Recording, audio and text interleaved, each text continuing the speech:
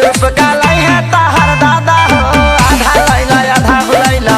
सूप का लाई है ताहर दादा हो आधा लैला आधा भुलैला। पियरी आइल दियरी आइल तननी आइल सादा हो आधा लैला आधा भुलैला। सूप का लाई है तोहर दादा हो आधा लैला आधा भुलैला। सूप का लाई है तोहर दादा हो आधा लैला आधा भुलैला।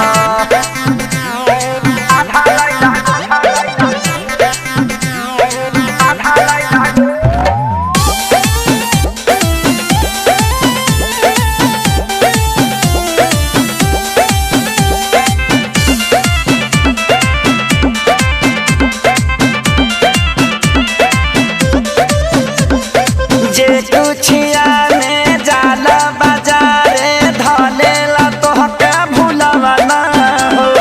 पूजा पाठ के हरिसलिए तू बुझेला खेलवा ना हो। जे कुछिया में जाला बाजारे धलेला तोहके भुलवा ना हो। पूजा पाठ के रसलिए तू बुझेला खेलवा ना हो। ऊख काट के लैता ता घट जाइत मर्यादा हो आधा लैला आधा भुलैला। कोसी का लै है तोहर दादा हो आधा लैला आधा भुलैला। कोसी का लै है तोहर दादा हो आधा लैला आधा भुलैला।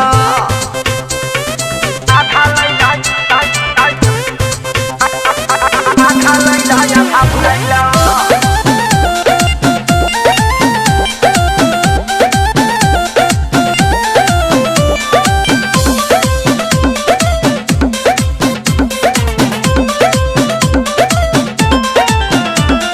छठी मैया से विनती कर दोनों हाथ पसारी के।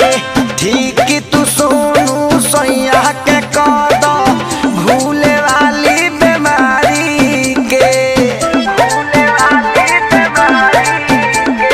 छठ मैया से विनती कर दोनों हाथ पसारी के। ठीक तू कद सोनू सैया के भूले वाली बीमारी के। प्यारे लाल खेसारी से तू पहले नहीं खजादा हो आधा लैला आधा भुलैला। सूप का लै है तोहर दादा हो आधा लैला आधा भुलैला।